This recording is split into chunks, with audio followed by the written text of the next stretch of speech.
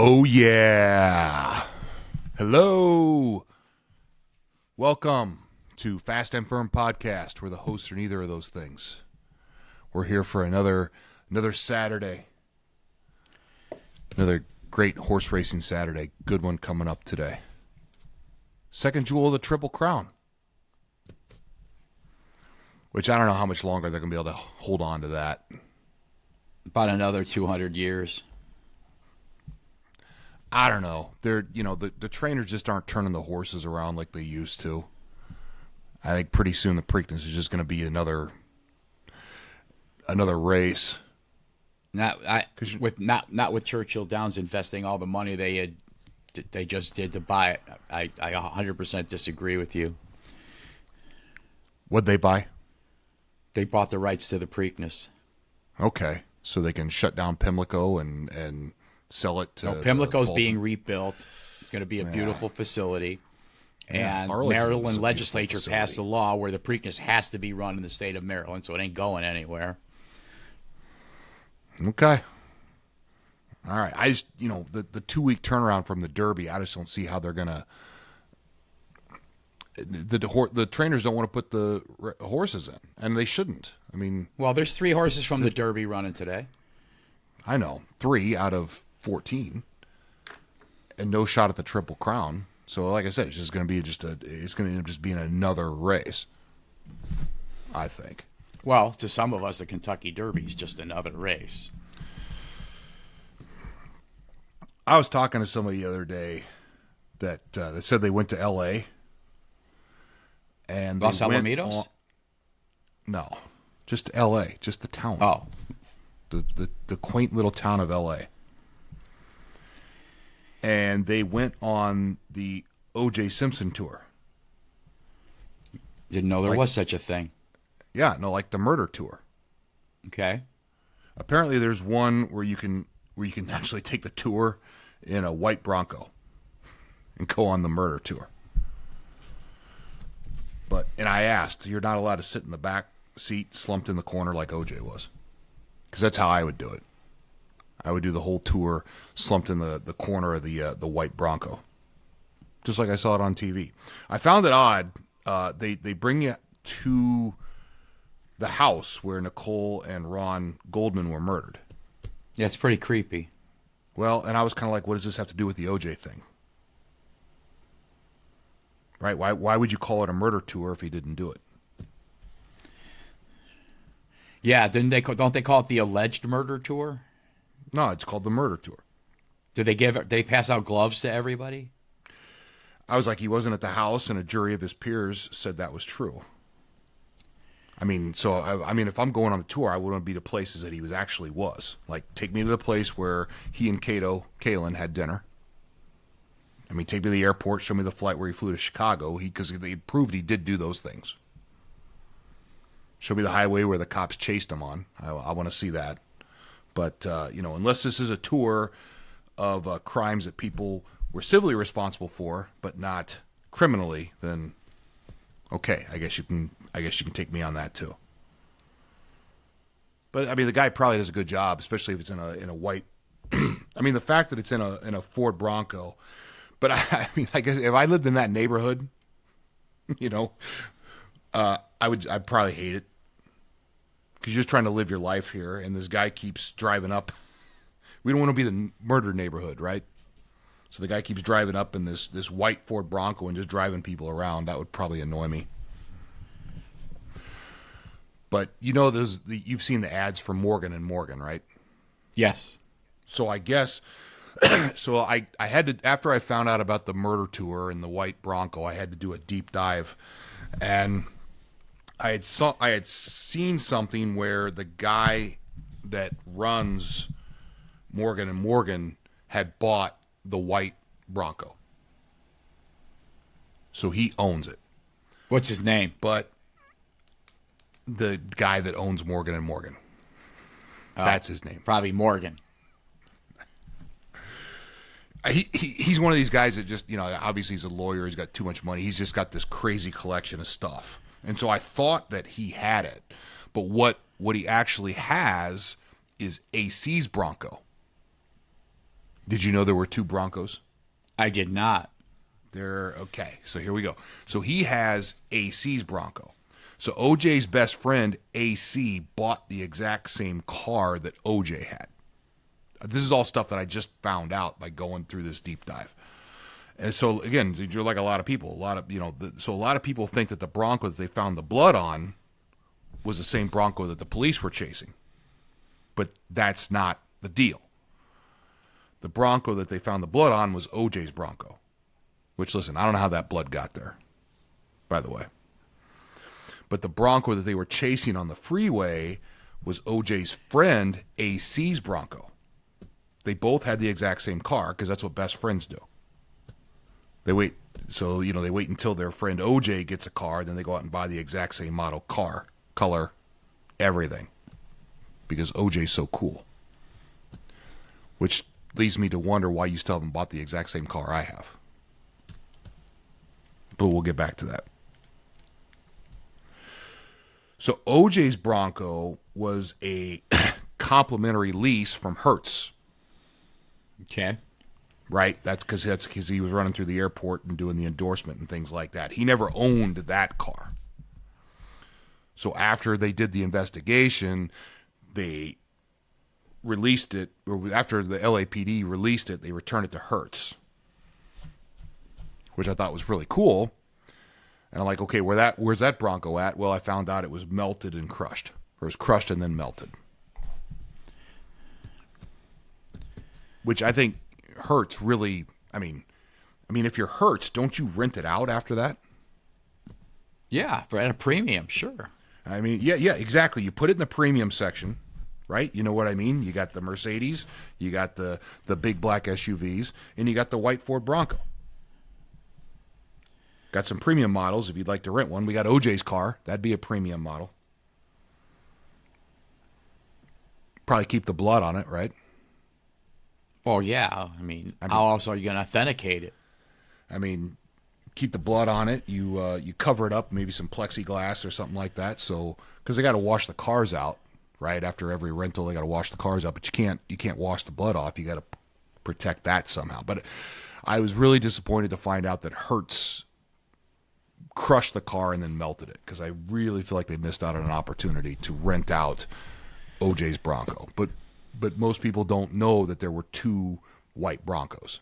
So Morgan & Morgan, I think, owns the one that was in the chase, but they do not own the one where they found the blood, which, again, don't know how the blood got there.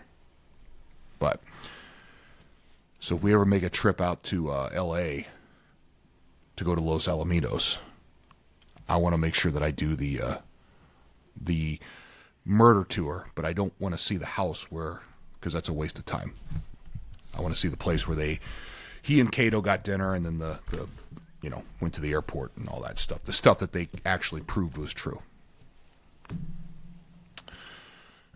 You ready to go? I'm ready to go. Okay. We got any shout outs today? No shutouts today. All right, well, we're gonna do the Preakness for you guys, but as a treat for doing the Preakness, we're gonna make you sit through this ass of a BAQ card. I don't know why you wanted to do BAQ today. I see money opportunities abounding on this car. See, I look at a racing form different than you do. You just want to find a race where there's a 4 to 5 in every race that's logical that you can pick. I look for chaos. I love chaos. There's some of these races in here you could definitely throw a dart. And if your dart lands in the right spot, you're going to get paid. I like looking at races where there's good horses. This is like a glorified Belterra today.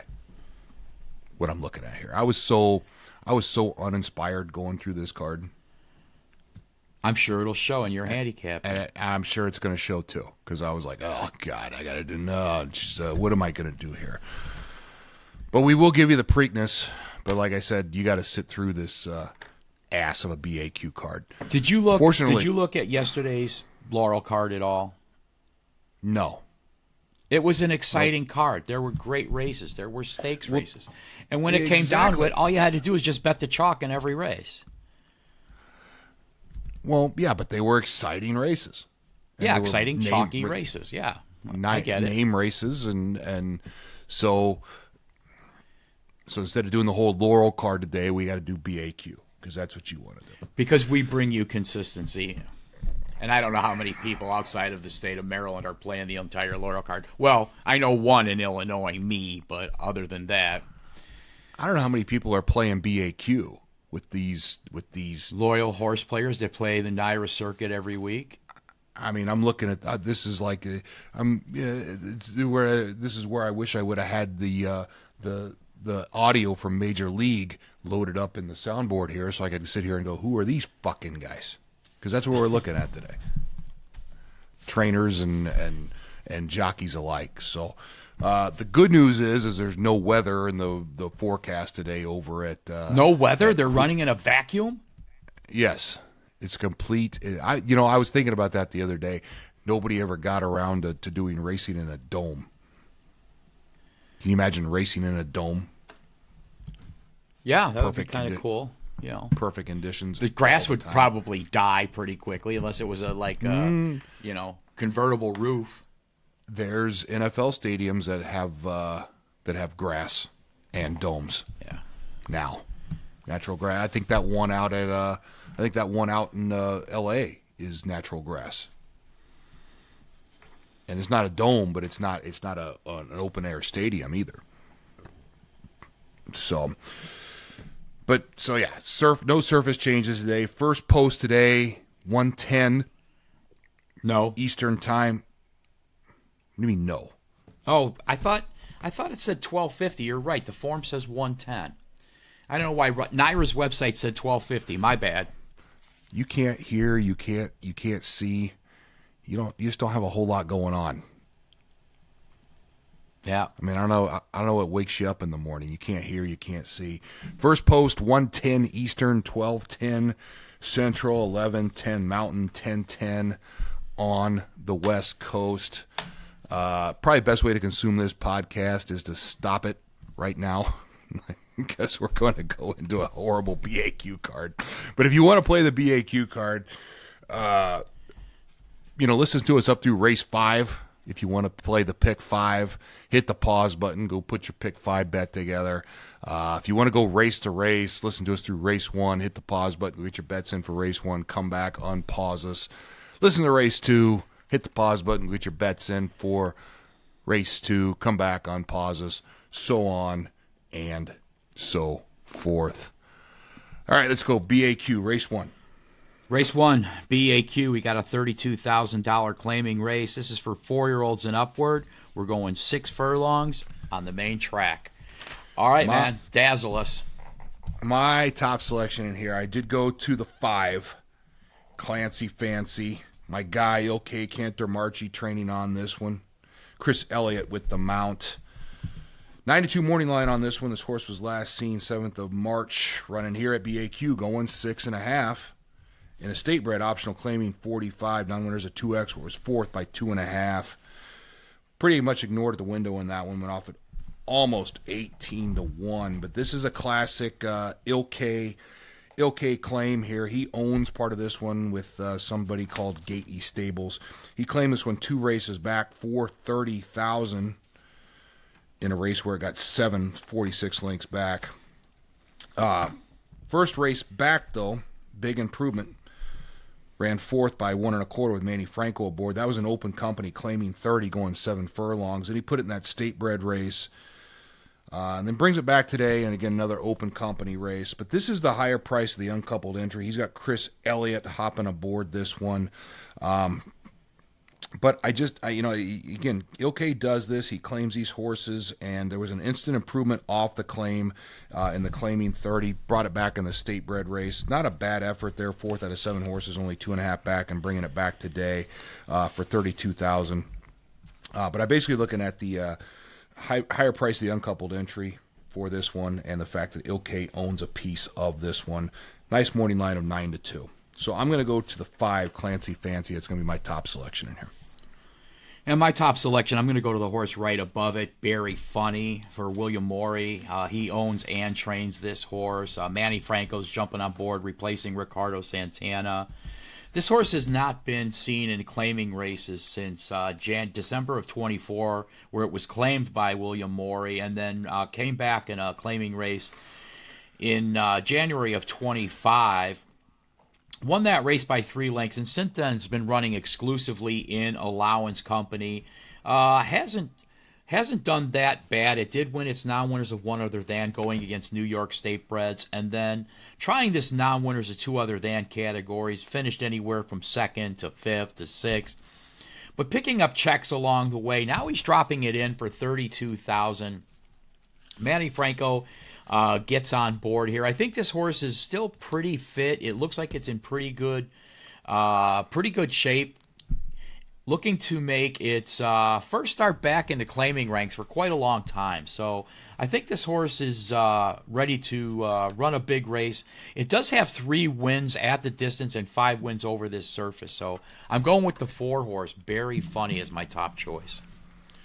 My second selection here, I'm going to go to the 1, Factually Correct. Fernando Abreu training on this one. Ruben Silvera with the mount. 4-1 morning line on this one. This horse was last seen 24th of April. Running here at Aqueduct, going 6 furlongs in an open company, claiming 20, where it won by 1 1/4 lengths with Ruben Silvera aboard. Took a little bit of money in that one, went off at 5-1. This horse had been, at least in the last 10 starts, running in the state bred ranks. And these optional claiming 45s. First open company race that I can see, probably some more. It's a 6-year-old with 37 career starts, but first open company race in the last 10, it comes out and wins again by 1 1/4 lengths. So bumping up after that one, going from 20,000 to 32,000. I like to see the bump up after the win. I got a stat here you don't have. Says the Rail Post is winning at a 20% clip, and Fernando Abreu winning at a 24% clip when he's doing a claim repeater. So this is going to be a last out winner. Maybe a little bit ignored. We'll see if it holds 4-1 today, but 16 starts at the distance and 3 wins, and 22 lifetime starts at BAQ and 5 wins for this 6-year-old, taking a bump up after the claim. So, or not after the claim, bump up after the win. So I did go to the 1 horse, 4-1 morning line, Factually Correct. That's going to be my second selection in here. My second choice, I'm going to go to the 3 horse, Big Hat Willie for Fernando Abreu, Patter Pop Racing. Horse that's dropping down from 50,000 last time out, where it tried 50,000 at 7 furlongs. It's first off the layoff there, and ran 5th out of 6 horses. Didn't really run very well, but prior to that, for 30,000. This horse won by 5 lengths over this Aqueduct surface in the mud. I took a look at all the claiming races for this horse under $50,000. It has a win when it was claimed back last May, almost a year ago. It was claimed at that time by Rob Atras, where it won by 3 lengths. He brings it back in an optional claiming. It wins right off. Then he drops it down into 40,000, where it wins again. That time it was trained by Fernando Abreu, who drops it in for 30 and wins, moves it up to 50. I think this is the right spot for this horse. I think this is the right level. Like I say, every race it shows under 50,000 claiming is a win. It has 2 wins over the surface. It's got 4 wins at the distance. I like to drop back down to 32 here. The 3, Big Hat Willie, that's my second choice. And my third selection here, I went to the 2, Nabokov. Another Ilke Cantor Marchi on this one. Edgar Zayas with the mount here. 4-1 morning line on this one. This horse was last seen just a couple weeks ago, 8th of May. Running here at BAQ, going 6.5 and a claiming 16, where it won by 4.5 lengths and was the betting favorite in that race. Kind of a wide open race there. Went off at 3-1, still as the betting favorite.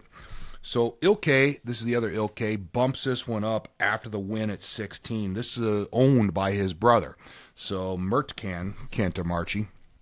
So probably going to try a little bit harder on this one. But he's not only bumping this one up 1 class, he's bumping it up 2 classes. This horse does have 2 wins at the claiming 16.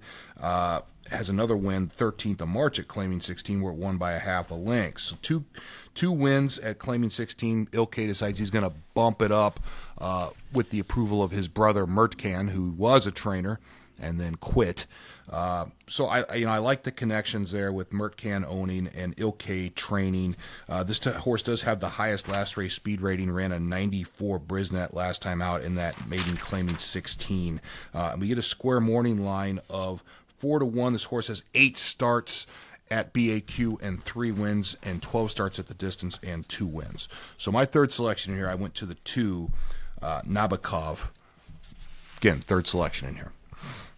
Yeah, I made that my third selection as well. Pretty much that the horse is moving up in class. I do like to see that in these claiming races. A 7-year-old, they could easily just bring this horse back for 16, take another purse, and maybe get claimed. But he is bringing this one up for his brother Mertcan, who he basically took over the training operation from a year or so ago. So you get Edgar Zayas in the irons here. Manny Franco jumps off and goes to my top selection. Very funny, but he does like the track, as you pointed out, has a couple of wins at the distance. So I will make the 2 Nabokov on the move up my third choice as well.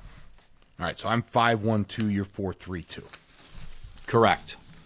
All right, race 2. Race 2, Belmont at the Big A. We've got an optional claiming 100,000 non-winners of one other than for 3-year-old fillies going 6.5 on the main track. My top selection here, I'm going to go to the 4, Divine Intentions. Tyler Service training on this one. Frankie Pennington with the mount. 7-2 morning line on this one. This horse was last seen 31st of March at Parks in an optional claiming 75, non-winners of 1X, where it was second by a half a length.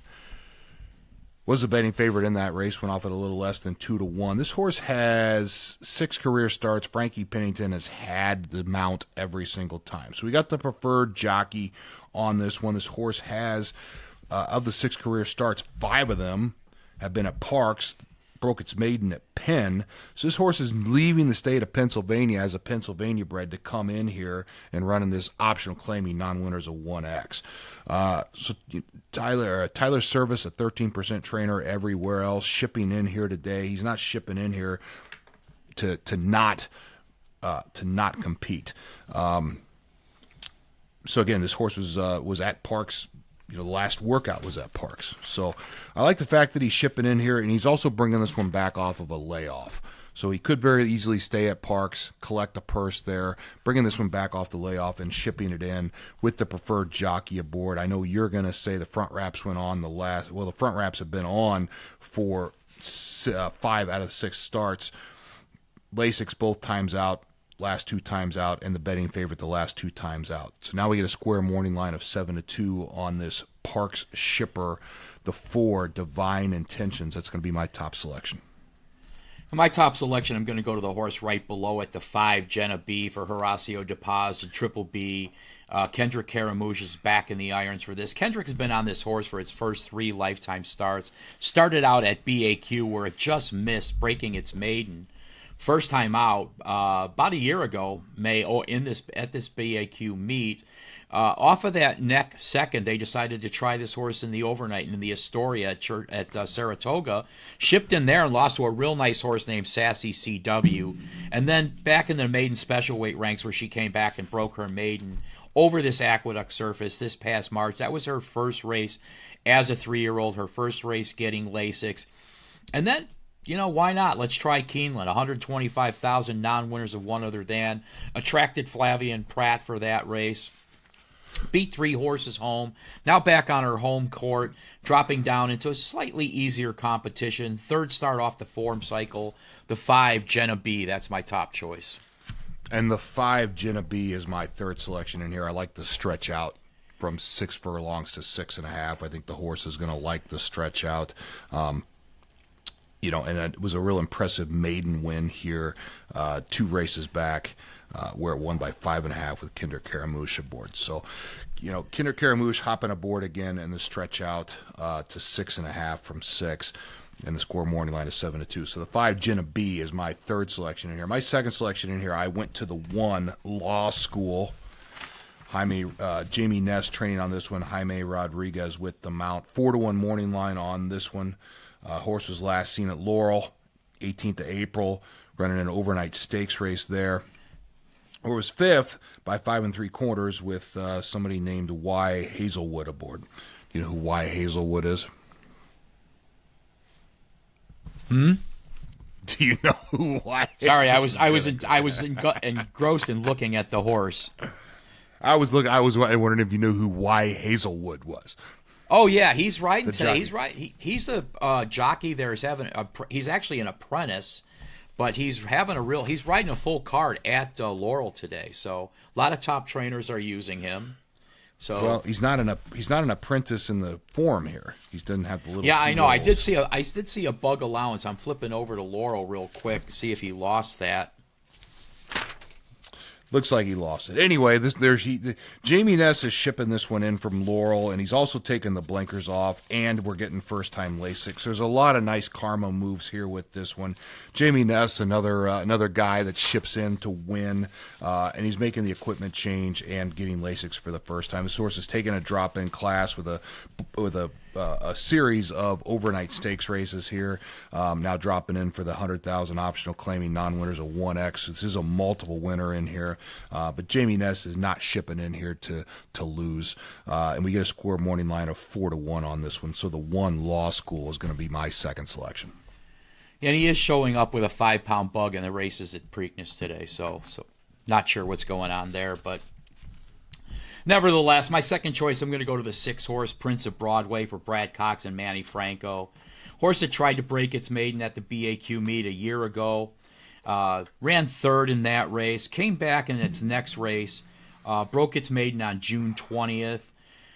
And won it pretty handily by 7 lengths that day. Only a 6-horse field, but still a pretty impressive race that day. The buyer jumped 20 points from a 40 to a 60. Beat a horse in that race named Spitfire, who came back and won its next race. I think that horse may have run second or third in allowance after breaking its maiden. Now off the layoff for Brad Cox. He's over 20% layoff trainer. Manny Franco's taking the mount. First-time Lasix as a newly minted 3-year-old. This horse can be any kind in here, so we shall see. But I'm going to go with the 6, Prince of Broadway, as my third choice. I'm sorry, my second choice. And again, my third selection is the 5, Jenna B. And my third choice is going to be the 2-horse Niche for Rob Atris, Red, White, and Blue Racing, and Dylan Davis. This is one that's actually shipping in from Laurel. Could have stayed home today and ran on the big undercard, but decided to come in here, Florida bred, and run in this spot for a bigger purse than probably what it would have had at Laurel. Last time out, it did break its maiden, so this is a little bit of a lowy. They put the blinkers on 2 back, and that experiment didn't last. They also tried this horse on the grass 3 times, and that experiment didn't last. But now you got a horse with some inside speed here. Nice buyer speed figure last time out of 79. Maybe just sort of figuring this game out a little bit with Dylan Davis up. Limited sample size, but he's got some good stats when he runs for Atris, so going to go with the 2-horse Niche as my second selection. All right, so I'm 4-1-5. You're 5-6-2. Correct. All right, race 3. Race 3, Belmont at the Big A. We got a $20,000 conditioned claiming race. Non-winners of 2 life for fillies and mares, 3 and up, going 6 furlongs on the main track. My top selection in here, I went to the 2-horse. That's a fact, Jack. That's the fact, Jack. You mean you completed your training without your sergeant? That's the fact, Jack. Dominic Schettino training on this one. Jaime Rodriguez with the mount. 5-1 morning line on this one. Horse was last seen here, 3rd of April, going a mile in a claiming 12-5 non-winners of 2 life, where it won by 2 lengths with Jaime Rodriguez aboard. And as I mentioned before, that's who's aboard again today. They added blinkers for that race and got a nice result out of it. Horse went off at a little more than 5-1. Here's the deal. Horse won that race, was placed 7th through disqualification. So, I don't know who Dominic Schettino is. Do you know who that is? I do. He's a long-time New York trainer. He's a good trainer. There you go. Good train. good trainer, says, okay, we just won 12-5 non-winners of 2 life by 2 lengths. Let's bump up and go to 20,000 non-winners of 2 life. So I like the bump up after the win. Listen, this is a 5-year-old with 29 lifetime starts and 1 win.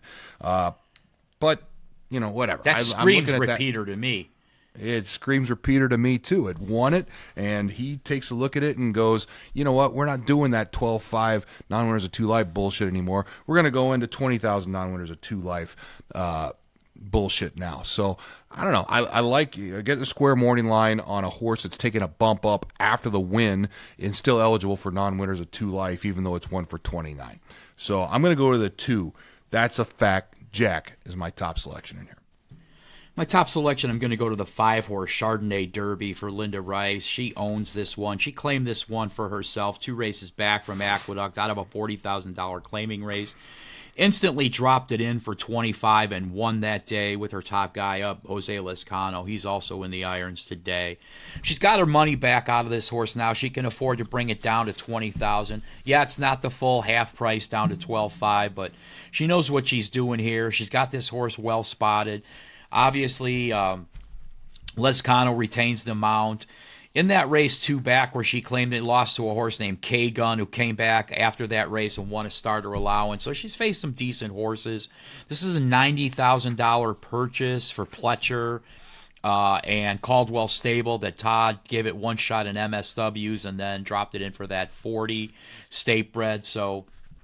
And I like the fact that Linda's running it now twice in a row against Open Company, getting that little bit of extra purse money. So the 5-horse Chardonnay Derby, that's going to be my top selection. My second selection here, I'm going to go to the 8, Will of a Woman. Linda Rice also training on this one. Kinder Caramouche with the mount. 5-2 morning line on this one. Horse was last seen here, 13th of March, going 6.5. Over a good surface in a state bred allowance, 35,000 starter, where it was 5th out of 5 horses with Kinder Caramouche aboard. Kinder Caramouche does have a win with this horse. That would be 2 races back in a maiden claiming 20, where it won by 8 lengths. Went off at 90 cents on the dollar in that one. Everybody kind of knew it was going to win that way, or that race. And that was, again, Linda Rice making the first start for after the claim. She claimed this one for 20,000 3 races back in January. Claims it from Tom Morley for 20,000, runs it right back for 20,000, gets an instant bump in the Brisnet speed figure and gets an improvement. So she figured out something with this one and unlocked it. I'm not real sure what happened with that state bred race last time out. We're coming back in for non-winners of 2 life now and again for 20,000. That was a real impressive race last time out, or there were 2 races back. Last time out was not impressive when you finished 5 out of 5 horses.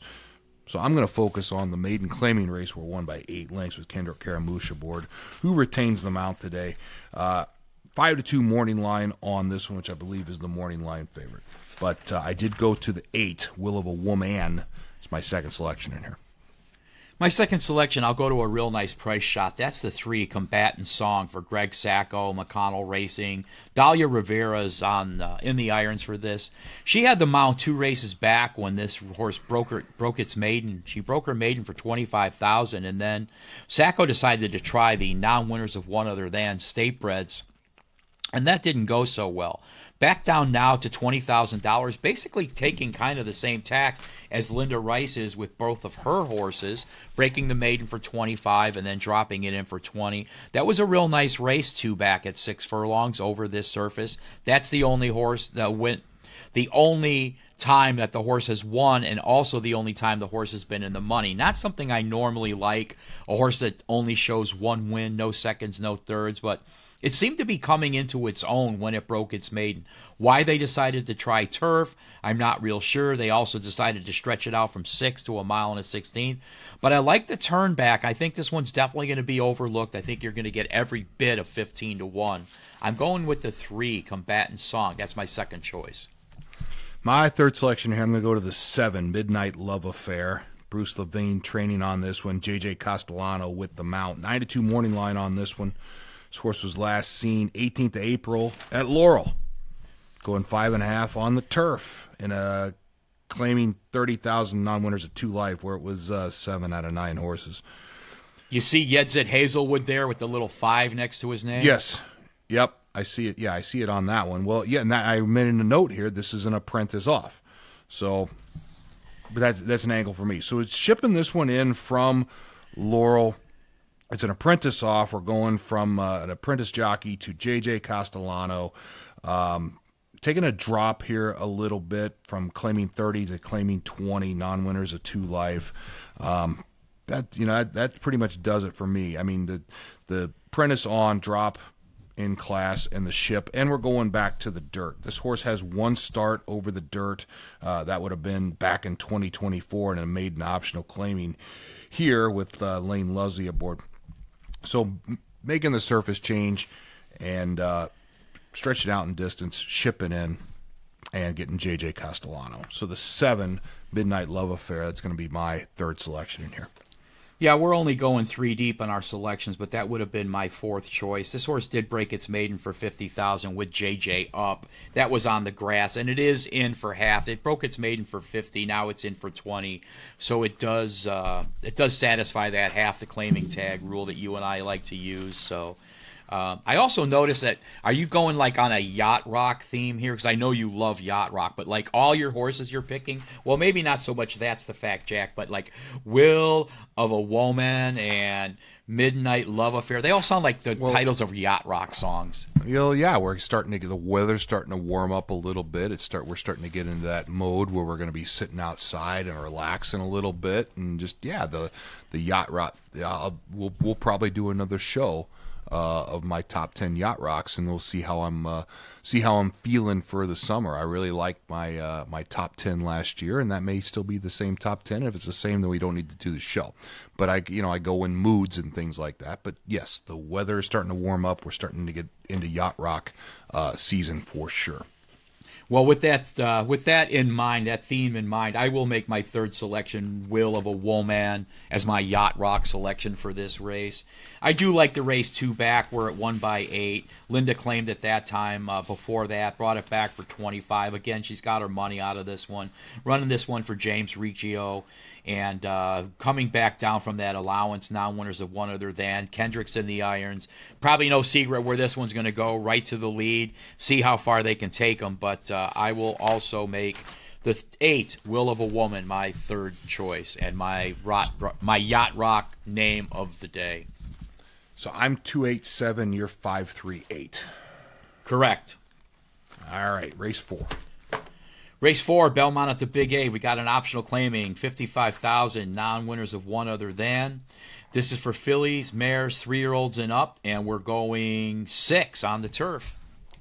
My top selection here, I went to the 7. She's got Will. Mark Casse training on this one. Dylan Davis with the mount. 9-2 morning line on this one. Horse was last seen at Turfway back in December. Right on the all-weather surface there, going 6.5 and an allowance 103, non-winners at 2X. 6 out of 6 horses in that one. Only 3.5 out, though. So Mark Casse's bringing this one back after a 5-month layoff. Had that 1 start over the all-weather. Moving back to the turf, which is the preferred surface for this one. Horse has 7 lifetime starts on the turf and 2 wins. But I like to bet my Turfway Park shippers. This horse does have a start at BAQ, didn't go very well. But also has a start at Kentucky Downs. That one didn't go very well either. But this horse did run in the Miss Grillo. That would be the 1 start at BAQ, where it was 4th by 3.5. That was back in 2024, though, so we're a long way away from that. Running as a 2-year-old, now making its 4-year-old debut. So I like the fact that he's bringing this one back at after the layoff here and going back to the turf, and the 4-year-old debut with Dylan Davis in the iron and a square morning line of 9-2. So I went to the 7. She's got Will. That's my top selection.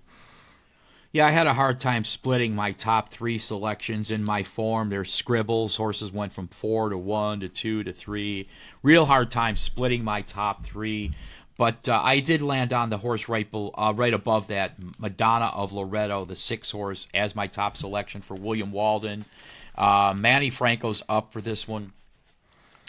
This horse has no wins at the BAQ surface and no wins at the distance. But I did look, I drew a line through the 3-mile races in the form, and I just sort of concentrated on the 5s, the 6.5s, and I really like what this horse was doing on the left coast out there. Running on a little bit of a harder track. They put the blinkers on. Blinkers on are staying today. Transferring over from Phil D'Amato's barn. Phil D'Amato's, great turf trainer out west. Now it's in good hands. William Walden's, really, really coming into his own. He's winning at a 31% clip. And he does have 2 wins with Manny Franco out of 6 starts, so a nice 33% there. Like I said, my top 3 horses are all going to be on my pick 5 ticket, but that's the square I landed on for my number 1 choice. Eventually was the 6, Madonna of Laredo. My second selection here, I went to the 4, Solo Shot. Amelia Green training on this one. Jaime Rodriguez with the mount. 3-1 morning line on this one. This horse was last seen here 23rd of April, going 6 furlongs on the turf, and a state-bred optional claiming 45, where it won by 2 3/4 lengths with Jaime Rodriguez aboard. Took some decent money in that one, went off a little bit more than 4-1. So Amelia Green brings this one back now against Open Company. So it's already won. It's got its, again, it won last time out, and we're in with a non-winner of 1X against Open Company. That was first start after the claim, so that's another angle we like to take a look at. She claims this horse for $45,000 in March, brings it right back. First start after the claim, wins by 2 3/4 lengths. And so if you went by that handicapping angle that we give out on regular occasion, you would have gotten a decent payday at 4-1. Now she's bringing it back in against Open Company today. Another bump up in class, but the horse does have 9 starts at BAQ with 2 wins and 9 starts at the distance and 2 wins. So 3-1 morning line on this one. Jaime Rodriguez, as I mentioned, retains the mount. The 4, Solo Shot. I'm going to make that my second selection in here. My second selection, I'll go to your top choice, the 7, She's Got Will. At one point, this was my top selection. Love the purses that this horse is running for. Those are mini stakes races that this horse is running in. I don't like the mile, 6-6 mile, but that race that it won at Saratoga, the non-winners of Wonder Dam, was really, really impressive, where it sort of just bolted to the front with Dylan Davis up. He's back in the irons for this one. Dropping in for $55,000. $230,000. They spent $160 for this filly, and I think Mark Cassie's got this well spotted off of the layoff.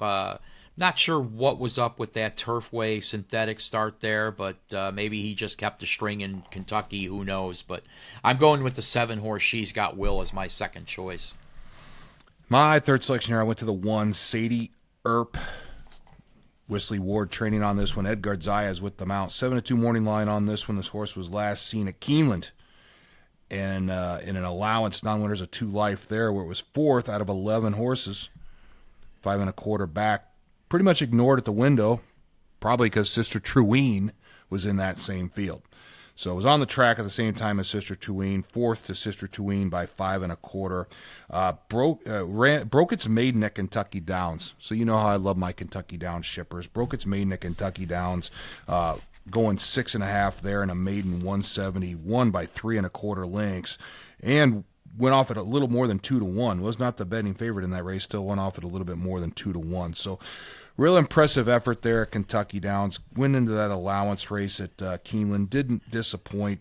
4th out of 11 horses. And now coming back off of the layoff. Wesley Ward, good layoff trainer. I've got him at 23% coming back off the layoff. And coming back to a sprint as well. That was a 1.16 at Keeneland. So now coming back off to a sprint and getting Lasix for the first time. So square morning line, 7-2 on the 1, Sadie Earp. I'm going to make that my third selection. Yeah, like I said, we're only going 3 deep here. That was my 4th selection in a race. This is a horse that I actually gave out as my top choice August 16th at Saratoga when I commented who the hell would name a horse after Wyatt Earp's wife. Prior to that, it had run against Cy-Fair, who came back and won the Breeders' Cup, 2-year-old turf sprint. We didn't know it at the time, obviously, on August 16th. We didn't know that Cy-Fair would become a Breeders' Cup winner. And as you pointed out, Sister Troen going a mile. Wesley Ward's not really known for going long on the grass anyway. So had we been going 4 deep, that would have been my 4th choice. My 3rd choice, I will go to your 2nd choice, the 4 Solo Shot, Amelia Green. Couple of things I liked about this one. So this horse was running predominantly on the grass until it was claimed by your guy, Ilke Cantor-Machi, back on November 9th. And he's not really much of a turf trainer. Most of his horses run on the dirt, and that's exactly what he did with this one. What I like is Amelia Green claimed it back, or claimed it from Ilke, and immediately went back to the turf. I think this mare is a grass mare. I think it's on his preferred surface, as you pointed out. Because it had won in New York Company, it's still eligible for this lesser condition of non-winners of one other than. So, yeah, there's a lot to like there. I made the 4 Solo Shot my 3rd choice. All right, so I'm 7-4-1. You're 6-7-4. Correct. All right, race 5. All right, race 5. Belmont at the Big A. We've got maiden 3-year-olds and up, $20,000 maiden claimers going a mile on the main track. My top selection here, I went to the 2, Sounds Like Fun. Panagiotis Xenophius training on this one. Edgar Zayas with the mount. 7-2 morning line on this one. Horse was last seen here, 16th of April, in a maiden claiming 20. Where it finished 3rd by 3 3/4 lengths with Jaime Rodriguez aboard. Was the betting favorite in that race. That was first start after the claim. Panagiotis claims this one for $20,000, 2 races back, 20th of March, out of a race where it finished 6th out of 8 horses. So there was an improvement after the claim. He keeps it at this level, again, but does do a stretch out to. Oh, wait, no, it doesn't do a stretch out. That was dumb. Why'd you say that? So stretch it out to a mile last time out, and there was an improvement stretch out after the mile. There's also an improvement first start after the claim. Now we're doing second start after the claim. And I'm showing, I don't like saying this guy's name. It's too hard to say. I'm showing this trainer with a 38% win percentage second start for when he brings him back for the second time. So this is also coming back 3rd off of the layoff. So there's a chance to improve 3rd off of the layoff. But that was a real nice start for him first after the claim. Been in the lab tinkering and bringing it back now. So square morning line at 7-2 on the 2 Sounds Like Fun. I'm going to make that my top selection.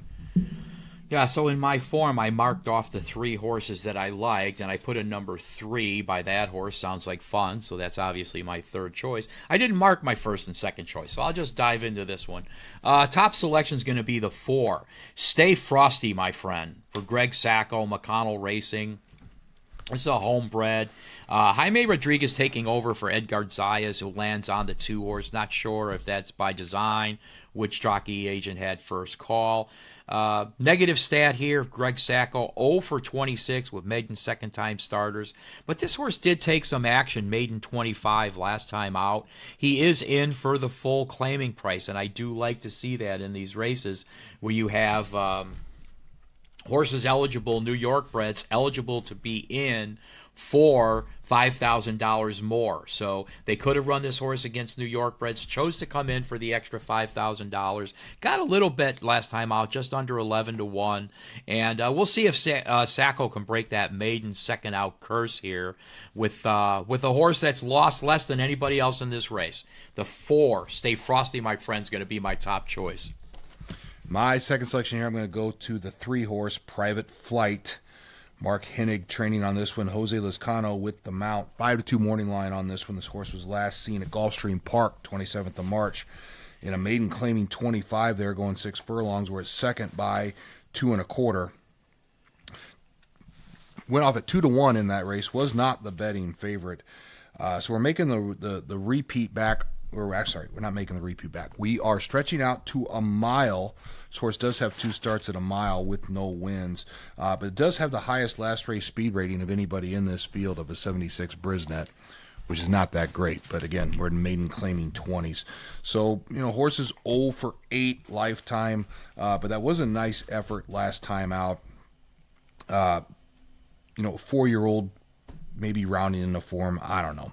I was trying to look for reasons why this was the morning line favorite, but I did like that effort last time out at Maiden claiming 25 second in a 6-horse field where it was bet. So if I had a 2 morning line on this one, the 3 Private Flight, it's going to be my second selection in here. My second selection, I'm going to go to the 6-horse Magnum's Macro Burst for Dave Donk. And Sahin Savachi's in the irons for this one. This one's taking a drop down to its lowest level ever. And has a nice 64 Beyer speed figure last time out when going a mile on the turf. Now they're going from turf to the dirt with this horse. Dave Donk's turf to dirt record is a stellar 5%. But it is taking a drop in here, and it does have some consistency where it keeps the same jockey. 2 races back, maiden 35. It did not run a bad race. Without Lasix that time, that was the last race of the 2-year-old campaign. Now we're getting second-time Lasix, and we're going back from turf to dirt, where it probably ran its best race. Beyer speed figure-wise, no, that last grass race was the best, but it did not run a bad race out of 9 horses to close out its 2-year-old campaign. I'm getting 15-1 in a wide open race. If I'm going to get blown up in a race like this is the close of the pick 5 where I will probably be 5 or 6 deep, but I'll definitely have this one on my ticket. The 6 Magnum Microburst. That is my second choice. I've got a donk. I don't need a gun. I've got a donk. My third selection in here, I went to the 8 Swiss Army Knife. Todd Pletcher training on this one. Manny Franco with the mount. 9 to 5 morning line on this one.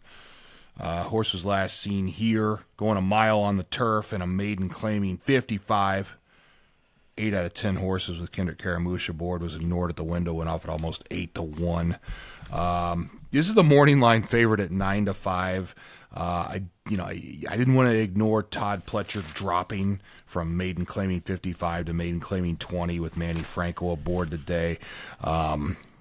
Making the transition back to the turf or back to the dirt after trying the turf. But for 9 to 5, I just kind of feel like Pletch is kind of throwing darts at this one, trying to figure out what sticks. We've gone a mile on the turf. That didn't work. We're taking blinkers off today. It's Calumet Farm bred that they paid $60,000 for. Caldwell Stables did. So it is the morning line favorite. It is making a pretty big drop in class. And it does have Manny Franco, who's the leading jockey, aboard today. So I didn't want to leave it off my card. But I'm not real sure and I don't think Pletch may not be real sure what he's trying to do with this one. So the 8 Swiss Army Knife, I am going to put that on my card as my third selection. My third selection, I'll go to your top choice at 2. Sounds like fun. This horse did run a mile last time out in this condition, was bet down to the 3-2 favorite in that race, led for most of the way. I think we're probably going to get the same tact here with Edgar Zayas in the irons. Going to go to the front, see how far he can take them. They're not backing the horse back down to 7 or 6 furlongs, so I kind of like that. But it is a 5-year-old, still eligible. It's a 5-year-old maiden. Not crazy about 5-year-old maidens, that's for sure. But in a race as wide open as this, why not take a shot on a horse like the 2? Sounds like fun, my third choice. All right, so I'm 2-3-8, you're 4-6-2. Correct. Race 6. All right.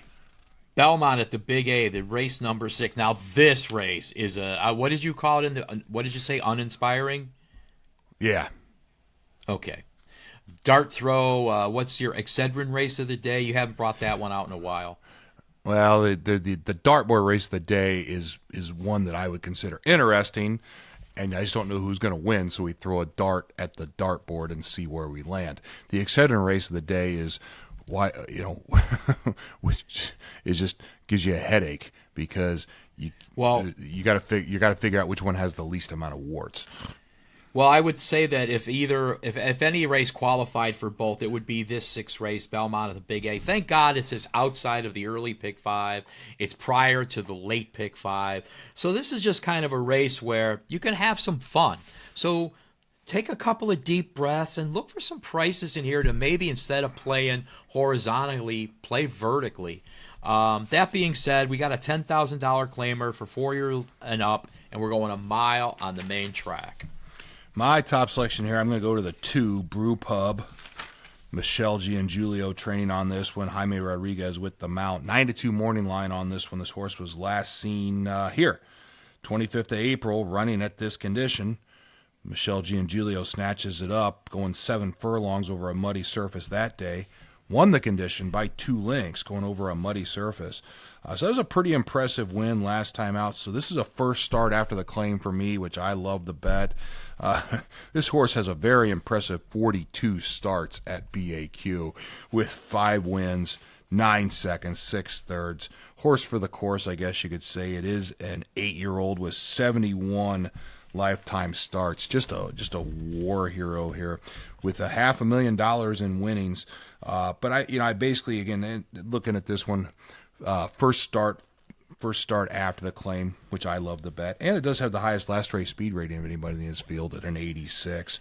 So the 9-2 morning line on the 2, Brew Pub, I'm going to make that my top selection in here. Yeah, my top selection, I did a little price shopping in here. Like I say, if I'm going to get blown up in a race like this, I want to get paid or have the ability, at least a chance to get paid. I'm going to go to the 7-horse Laughing Boy for Carl Graustark, Michael Simmons, Jose Lezcano. Jose Lezcano takes the mount in here. This is a horse making its 3rd start off the claim for Graustark. It faced a repeat winner last time out. Sharp Spark won that $16,000 race. They decided to drop this one in for 10, and sure enough, that repeat winner drops into 10. A horse that ran 2nd and 3rd in that race for $16,000 all came back to win.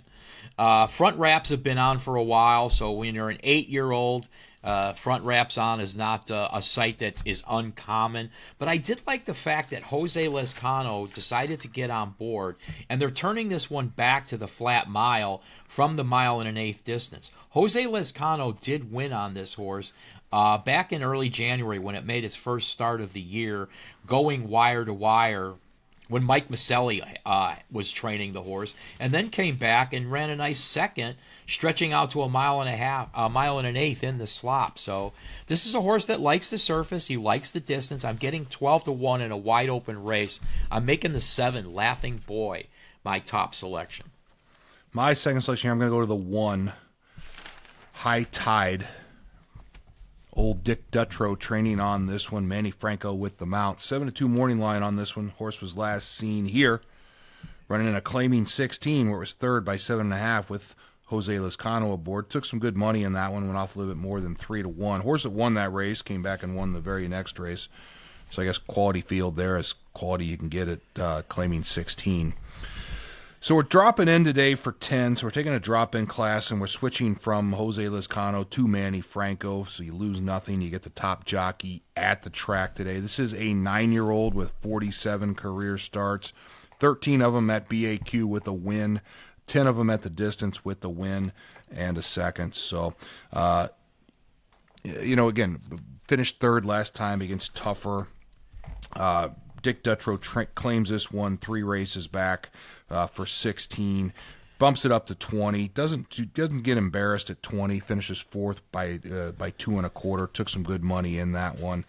So ran into a couple of repeat winners back to back here at the claiming 20 and at the claiming 16th ranks, and now dropping in today for 10. So I went to the 1, High Tide, 7-2 morning line. That's my second selection. Yeah, I made that horse my second selection as well. Normally, when a horse comes off a waiver for 16 and drops in for 10, that's toxic to me. Not a horse I would go anywhere near. But Richard Dutrow, throughout his career, was a trainer not afraid to drop a horse into whatever the win spot was for whatever the reason. Picks up Manny Franco. If today's not the day for this horse, then this horse probably doesn't have a day. It's a 9-year-old who's won once in the last 2 years. So if this is the spot, this is the spot. Like I say, otherwise, who knows what's in the future for this horse. But Dutrow, not afraid to drop a horse in. It does have a win at a mile. That's kind of uninspiring too, 1 for 10 at the distance. But making its lowest start. At some point, it must have run for 10 before because it did qualify for an allowance 10. and it couldn't win that race either. So the one, High Tide, that will be my lukewarm at best second choice. My third selection here, I'm going to go to the 6, Texas Red Hot. Wayne Potts training on this one. Chris Elliott with the mount. 6-1 morning line on this one. Horse was last seen here, running at this level, claiming 10, where it won by a neck with the Turkish Tornado aboard. Took some good money in that one, went off a little less than 3-1. Horse that finished second in that race came back and won its very next race and is in this field today. So this is going to be first start after the claim for me. So I've talked about that. I like betting first start after the claim, keeping it at the same level. Won the condition last time out. Nice morning line for a 6-1 on a horse that, again, just won this condition, is now making first start for the trainer, Wayne Potts. So I'm going to go to the 6, Texas Red Hot. It's going to be my third selection. My third choice, I'm going to go to the horse right above it, Knox, for Oscar Barrera. Antiocho Morgia in the irons for this one, replacing the Dahlia Rivera. So this is an apprentice off angle. They claimed this horse for $10,000, and they brought it back for $10,000, and it was claimed in that race, but the claim was voided.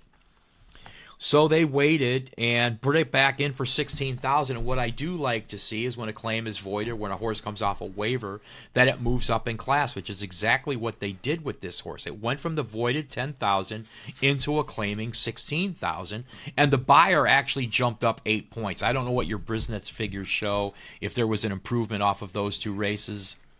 There was. So I'm getting 20-1 again on a wide open race, a horse that does have a win at the track, 2 wins at the distance. We're getting an apprentice off angle here to, kind of a hungry jock, I would hope. That 67 buyer, that fits right in with everything in this race. It's actually 10 points higher than my top choices last first out buyer. So I'm going to go with the 5, 20-1 Knox. That's my third choice. All right, so I'm 2-1-6, you're 7-1-5. Correct. Race 7. Now, I don't know how you can call these next races uninspiring. We've got a nice all New York bred pick 5 coming up here, 4 of them on the grass. And it's starting out with this one. We've got a maiden claiming $50,000 for New York breds. This is 3-year-olds going 6 furlongs on the turf. My top selection here, I'm going to go to the 3, Peyton. Dominic Schettino training on this one. Manny Franco with the mount. 5-2 morning line on this one. This horse was last seen 17th of April, going 6 furlongs over the turf here in a state-bred maiden 75.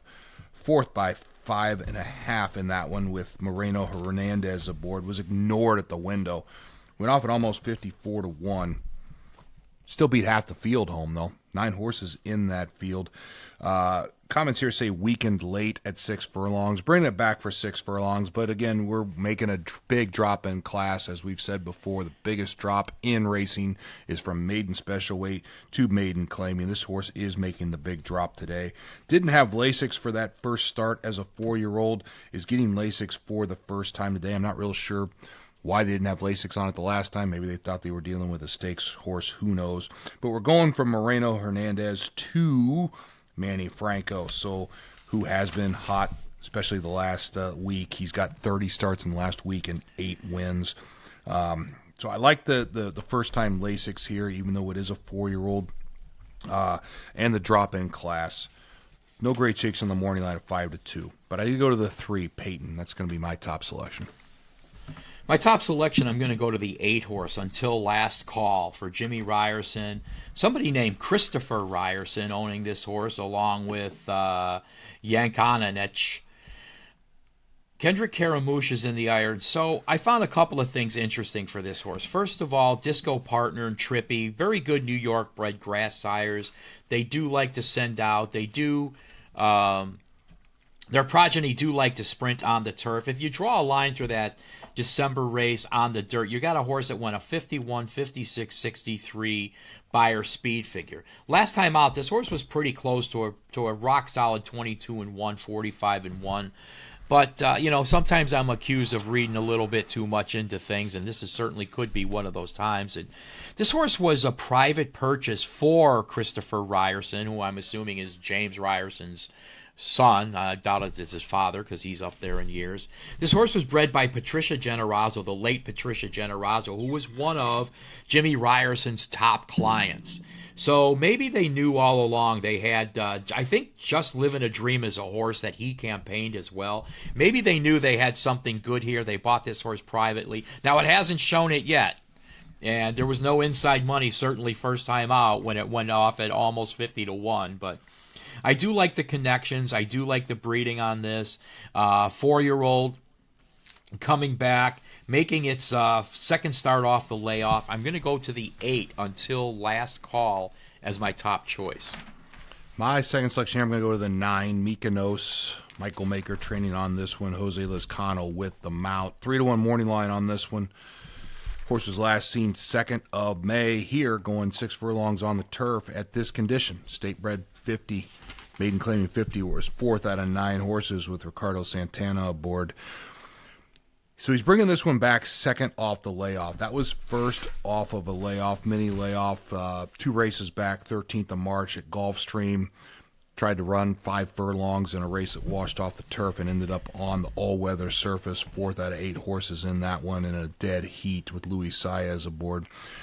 So coming back 2nd off the layoff here, we're going from Ricardo Santana to Jose Lizcano, who's having himself a little bit better of a meet than Ricardo Santana is.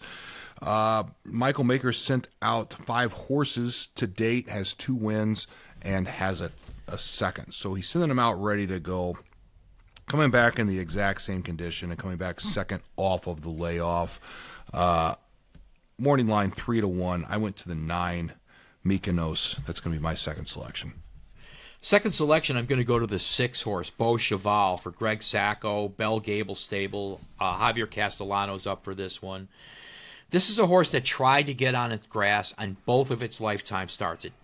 Back at Tampa, back on February 5th, it tried to get on the grass. That washed off. Took no tote action whatsoever. Then they shipped it up here to New York to run against New York breds in a state maiden 50 on the turf. It attracted Johnny V for that race. But again, it washed off the turf. It was stretching out from 5 furlongs to 6 furlongs. Now it's coming back in the exact same condition. 6 furlongs on the grass. New York bred, maiden 50, gets Javier Castellano in the irons. You don't know this horse could be any kind. Bo Liam is an okay turf sire, but I really like the Into Mischief on the back end, especially sprinting on the turf for a New York bred. 6-1 morning line's pretty solid.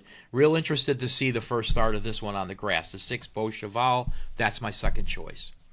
And the 6 Beau Cheval is my third selection in here. Yeah, a horse that they've been trying to get on the turf in 2 starts. Hasn't worked out that way. Normally, you look at, I got Gregory Sacco at 0 for 32 in first-time turf starts.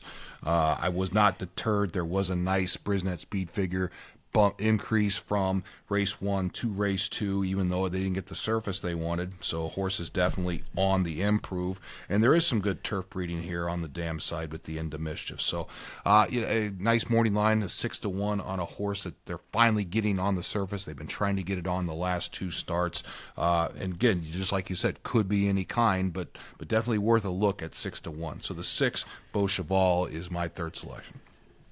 And my third selection, I'm going to go to the rail horse, Eye on the Ball, for Ray Handel, Mary Lakes Farm. This is a Mary Lakes Farm homebred. Dylan Davis is up for this one. This is another one that tried to get on the grass the last time out. It actually exits that exact same race as Beau Cheval.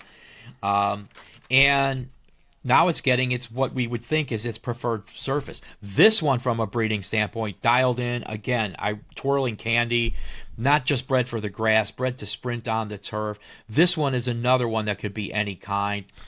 It took them 3 starts to get to the turf. Since this horse is a New York bred and is not going to ship out, obviously the turf course was not open, so they did want to get a race into this horse. The buyer jumped up 21 points from the first to the second start. Didn't really take to the mud last time, so it took a dip. But if the buyer progression 22 to 43 to anything in the mid 50s here puts this horse right on par with the rest, and you're getting 10-1 for some solid connections. Ray Handel, Dylan Davis, the one eye on the ball. That's my third choice. So I'm 3-9-6. You're 8-6-1. Yes. All right. Race 8. Race 8, Belmont at the Big A. We've got a state bred maiden 50,000. This one's for strict 3-year-olds going 1 mile and a 16th on the grass. My top selection here, I went to the 9, Night Jasmine. Rocio DePaz training on this one. Dylan Davis with the mount. 5-2 morning line on this one. Horse was last seen here, 24th of April, going 1 mile and 16th on the turf here in a maiden claiming 50, where it was third by 4 lengths with Dylan Davis aboard. 11 horses in that race. Took a little bit of money, went off at 5-1. So we're getting a repeat back on the condition. The horse has made 2 consecutive starts at this condition. 2 races back, fourth by 2.5 with Manny Franco aboard. Was the betting favorite in that race. So was running on good turf on that one. Got firm turf last time. Should have firm turf today. That race back was first off the layoff. Now we're coming back second off the layoff. So looking for an improvement second off the layoff here, and does keep Dylan Davis in the irons. Horse is 0 for 10 lifetime. Not too crazy about that, but has only run at the claiming level twice. So 2 races back, and then the last race out, which was coming back off of the layoff. So 5-2 morning line on the 9, Night Jasmine. I'm going to make that my top selection. My top selection, I'm going to go to the 4-horse, Speed Walking for Ken McPeak. Everything's Cricket Racing. Chris Elliott's up for this one. Recall me speaking to you yesterday about a combination to keep an eye out for? Yes, Chris Elliott and Ken McPeak. So do you know who Everything's Cricket Racing? It's owned by a guy named Avram Freeberg, who for years was a Linda Rice client. He bred horses, he claimed horses, but Linda Rice was his trainer for years and years. Do you know who he is? He's the National Collector's Mint guy. So when you're seeing those commercials for your, don't forget to order your commemorative coin, that's this guy, the National Collector's Mint. I think he's a Broadway producer or something as well. But could go up in value. Yeah, of course, absolutely. Could increase in value. So the connections kind of jumped off the page. I haven't seen them racing a horse in a while. This, like I say, was a homebred. They did try to get on the grass first time out, going 6 furlongs. It washed off. They were not deterred by that. McPeak is stretching this one out to 1 mile, getting it on the surface they were looking for with a combination that I would keep my eye out for. I did see McPeak and Chris Elliott win in Kentucky. I don't know if Elliott's going to shift his tack down there full time, but a lot to like about this 10-1 4-horse Speed Walking. That's my first choice. My second selection, I'm going to go to the 3, Athena's Fury. Amelia Green training on this one. Jaime Rodriguez with the mount. 3-1 morning line on this one. Horse was last seen 31st of August at Saratoga, going 1 mile and 16th there in a state bred 90. 4th by 5.5. 10 horses in that field. So coming back off of a nice long 8-month layoff, making the 3-year-old debut and getting Lasix for the first time. But that was a decent effort last time out. It was completely ignored at the window, went off at 39-1.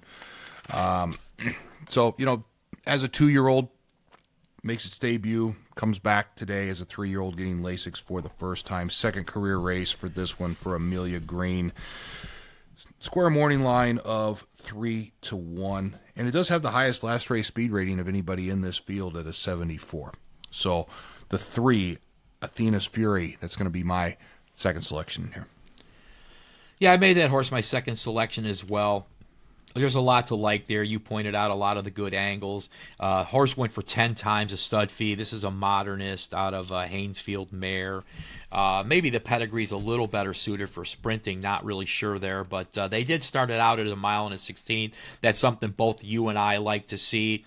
Second time turf is another improvement angle. A lot of people like to see second time turf. She's taken her time with this horse off that race at Saratoga. Comes back in a nice spot against Softer, also making the biggest drop in racing from maiden special down to maiden claiming. So this one would not be surprised to see this one run big today. The 3, Athena's Fury, is my second choice as well. My third selection here, I went to the 1, Rocket Robin. Michelle Nevin training on this one. Kendrick Caramouche with the mount. 6-1 morning line on this one. Horse was last seen 24th of April, going a mile and 16th on the turf here, and a maiden claiming 50. 7th out of 11 horses, not real good in that one. She put blinkers on that last time out, and the horse was getting Lasix for the first time. It did run twice as a 2-year-old, both times at the Saratoga meet in maiden 90s. Didn't perform well either in either of those. Had Kendrick Caramouche aboard for both of those. So she runs it in August at the Saratoga meet, lays it off all the way until April of this year. So first start, I'm going to forgive that first start after the layoff for a 3-year-old. Not coming back second off the layoff, but also getting second-time Lasix. So it's really a second-time Lasix for me. And Kendrick Caramouche taking the mount where he's had 2 other mounts with the horse previously. So square morning line, 6-1 on a second-time Lasix horse, second off the layoff. The 1, Rocket Robin, that's going to be my third selection in here. And my third selection, I'll go to your top choice, the 9, Night Jasmine, for Horacio De Paz and Barry Schwartz. This is a horse making its second start off the layoff. Last 2 starts, its last start as a 3-year-old and first start as a 4-year-old, were the only 2 times in for maiden claiming. And the buyer actually ticked up 1 point, which is at least up is up. I'm not sure what your Brisnet numbers show from that November 9th all the way to April 24th. But the buyer does show at least a 1-point improvement, and I do like to see that. So not crazy about a 5-2 morning line on an 0 for 10 4-year-old, but I will make the 9, Night Jasmine, my third choice. So I'm 9-3-1, you're 4-3-9. Correct. All right, race 9. Race 9, Belmont at the Big A. We've got a state bred, optional claiming, 45,000, non-winners of 2. This is for 3-year-olds and up, and we're going a mile, this time on the main track. My top selection here, I went to the 6, Lots of Trouble. My guy, OK Cantor Marchi, training on this one. Manny Franco with the mount. 92 morning line on this one. The horse was last seen 7th of May here, going 6.5. In a state bred, optional claiming 45, non-winners of 2X. It was third by 3/4 of the length with the Turkish Tornado aboard. Was ignored at the window that day. Went off at 7-1. So making a repeat back to the same condition, but stretching out from 6.5 to a mile. Ilke also owns this one. He claimed this one back in March for 16,000. And again, what in a handicapping angle we like to take a look at, claims it for 16, immediately runs it back for 20, and wins by a neck. If you'd have followed that handicapping rule that we have, bump up after the claim, you would have gotten paid because it went up at 5-1 that day. Then in an allowance 16, took all the money in the world, was third by 5 with Manny Franco aboard, and then claiming 25, third by 1.5 with Manny Franco aboard. So then he drops it back into the state-bred optional claiming ranks, and nice effort last time out, third by 3.25. So we're going from the Turkish Tornado to Manny Franco, the top jockey today. They've hooked up 42 times in the last 60 days with a 14% win percentage. So I like to see Manny taking the mount today. I like the repeat back of the condition and stretching out to a mile where the horse does have 8 starts and it does have a win. Score morning line of 9-2 for the 6. Lots of Trouble. It's going to be my top selection in here. My top selection, I'm going to go to the 3-horse Burning Beauty for Charlton Baker.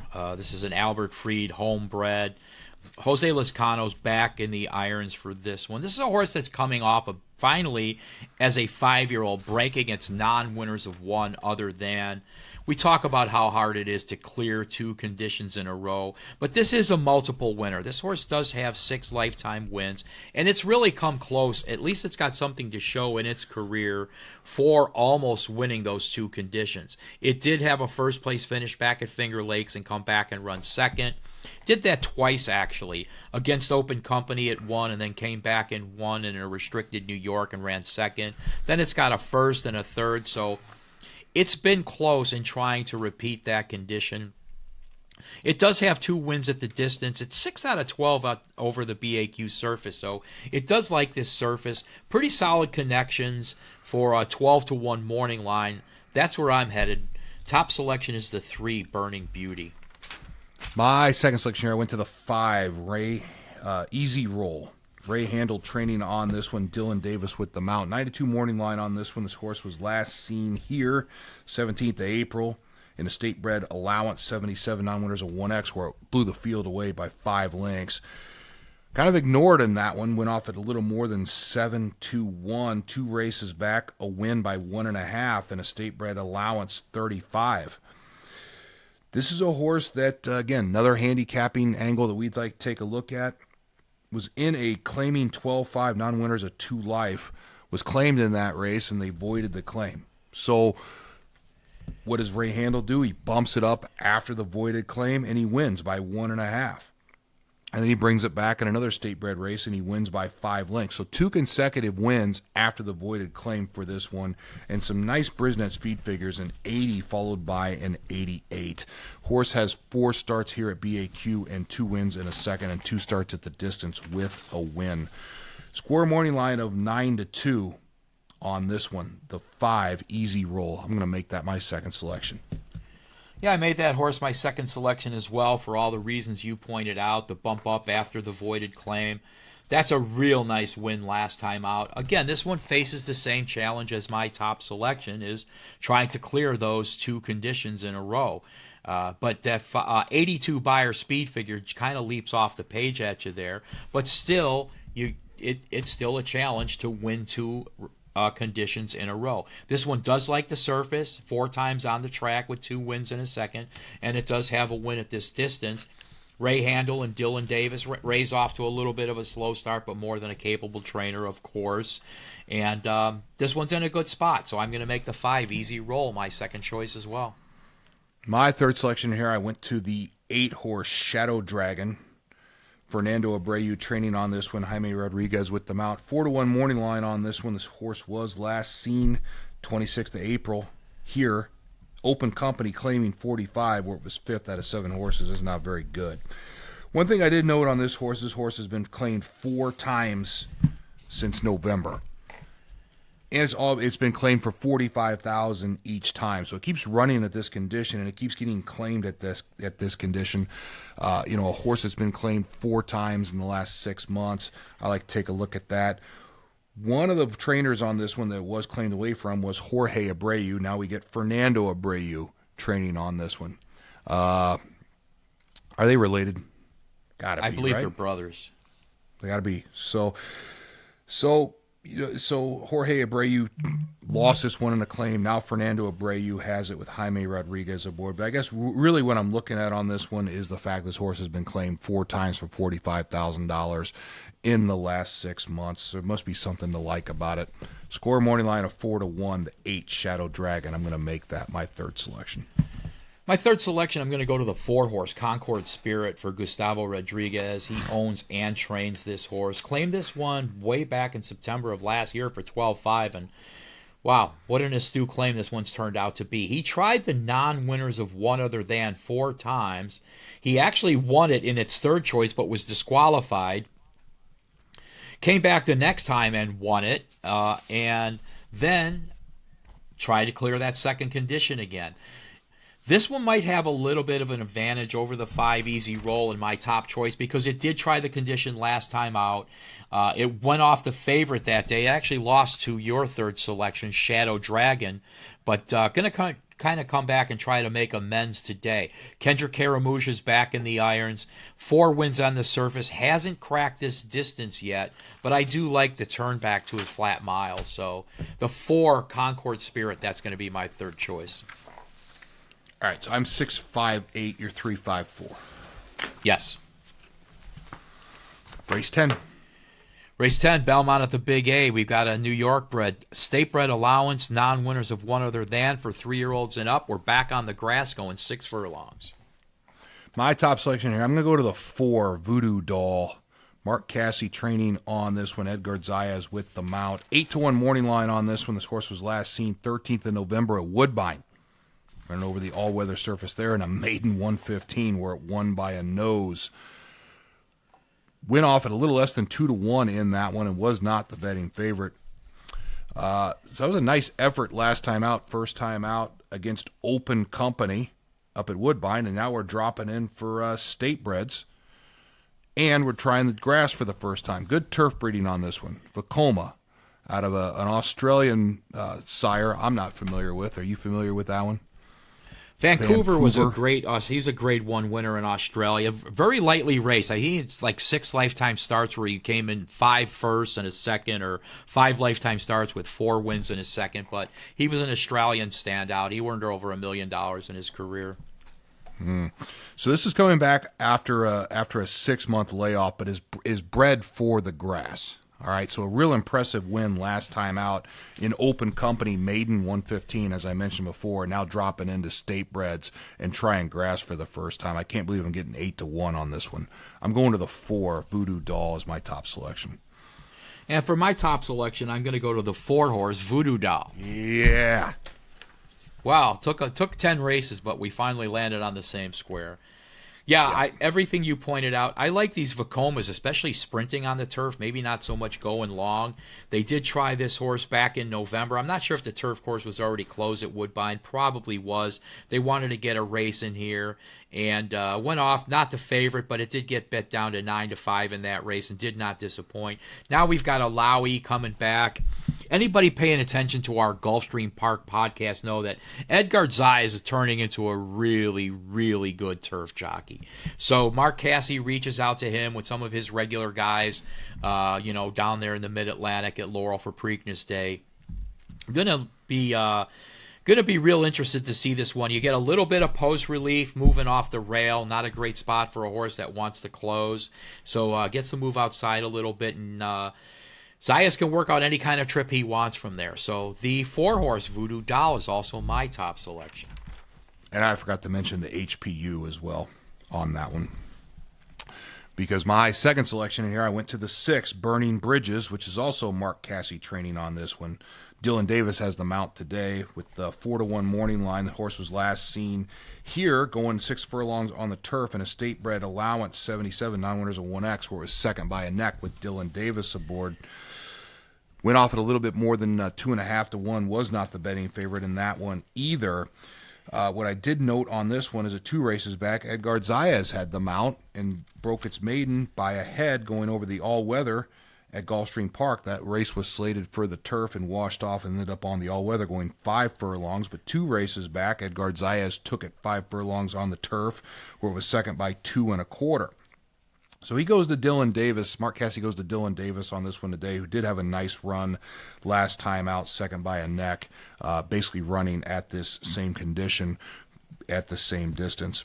So, repeating basically, I don't know, now I'm repeating myself, but second last time out at this condition. Square morning line of 4-1. The 6, Burning Bridges, I'm going to make that my second selection. My second selection, I'm going to go to the 8-horse Tough Critic for George Weaver, Tom Broccoli. Manny Franco's up for this one. This is a horse that's coming back off the layoff. Hasn't run since September 6th at Colonial, where it was stretched out to 1 mile and a 16th. This horse broke its maiden first time out at Keeneland as a 2-year-old last year. Pretty convincing fashion with Flavien Prat aboard. Didn't really take any toed action. Well, it took a little bit. Went off at just under 7-1. And from there, they decided to ship this horse out to Royal Ascot, which is, I don't know, ballsy, bold, stupid. Pick your adjectives there. But it did not fare too well. It ran 11th out of I don't know how many horses. And then from the June 18th race, not laid off all that long, off that Ascot trip, right into the Skidmore with Manny Franco up in that race, where it ran into Bobrovsky, which was a really nice developing Dale Roman's grass horse. Junior Alvarado up for that. Ran into Monster, Spirit of New York, as a overnight stake. It's a pretty salty field, and then finished its 2-year-old campaign, pretty tough 2-year-old campaign, in the Kitten's Joy at Colonial, going 1 mile and a 16th. Now coming off the layoff for Weaver, he is backing this one back down to 6 furlongs, where it broke its maiden at 5.5. Not really sure this horse wanted to go that long, but I'm getting 8-1 on a horse that ran at Ascot, and now it's in against New York breds. Sign me up. I'm going with the 8. Tough Critic as my second choice. There were 23 horses in that race at Ascot. So 11th out of 23. What was that? There were 23 horses in that race at Ascot. You said you didn't know how many 23 where it ran 11. So it beat half the field. Yeah. Yep. 5.5. And it carried 131 pounds. Lovely. My third selection here, I went to the 9, Stormy Birthday. Robert Rabaudo trains on this one, whoever that is. J.J. Castellano with the mount. 6-1 morning line on this one. This horse was last seen 7th of November here at Aqueduct. Going 6 furlongs on the turf and a state bred allowance, 81 non-winners of 1X. Was second by 2 1/4 with J.J. Castellano aboard. So took some good money in that one. Went off a little less than 3-1. So coming back off of a 6-month layoff, but again, did run at this condition last time out. Same jockey, second by 2 1/4. We'll see how it fires off with the layoff. But 6-1 morning line on the 9, Stormy Birthday. That's going to be my third selection. My third choice, I'm going to go to the rail horse, the 1, Whitstorm, for my guy, Barkley Tagg, Sakatoga Stables. Katie Davis is up for this one. I did have this one back on February 15th at Gulfstream Park. Helped me win a nice late pick 5 there with Katie Davis aboard. He had another horse that ran the day prior to that and won. It came back here at this meet, I believe last Sunday, and ran second. So his horses shipping in from Gulfstream Park seemed to be fit. Was certainly fit that day where it won at almost 10-1. Like the running style. Not crazy about the rail draw, but we'll see what Katie can do from there. 7-2 morning line, not really crazy about that when I did get it at 10-1 last time out, or almost 10-1. But I am going with the 1, Whitstorm as my third choice. All right, so I'm 4-6-9. You're 4-8-1. Correct. All right, we're coming down the stretch, and it's almost over. Thank God. All right, Race 11. Race 11. Belmont at the Big A. We are closing out our all New York bred pick 5 with a maiden special weight. This is for 3-year-olds and up, and we're going 1 1/16 on the turf. I hope you're alive in your pick 5.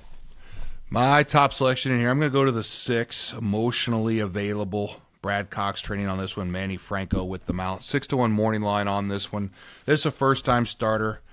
I'm not big on betting first-time starters first time out, but, whatever. I couldn't ignore what Brad Cox does with his first-time starters, and especially the fact that he sent out 8 horses. He's got 3 wins. He's got 4 seconds, and he's got a third. That would be 100% in the trifecta for Brad Cox at the meet here, and he gets Manny Franco aboard. They've got 14 starts together in the last 60 days, and they win 36% of the time. So going right to the turf on this one, I like to see that, and going right at 1 1/16, I like to see that.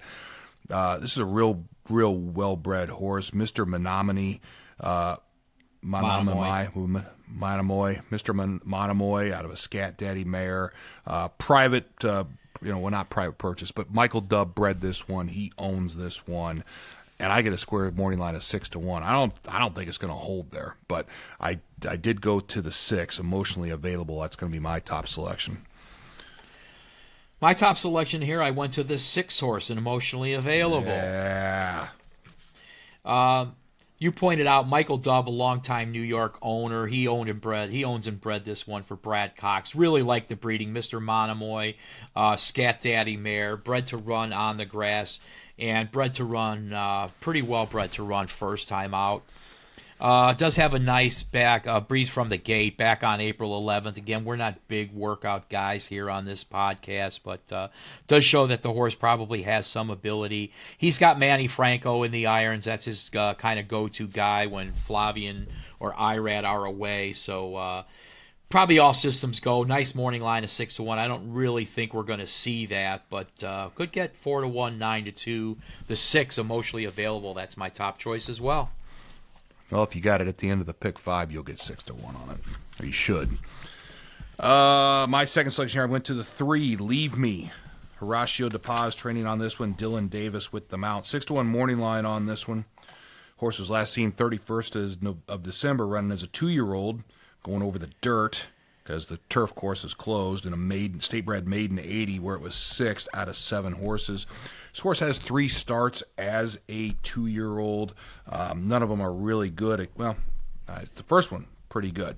Going mile and 16th over the turf in a maiden 80, second by 3 lengths with Dylan Davis aboard.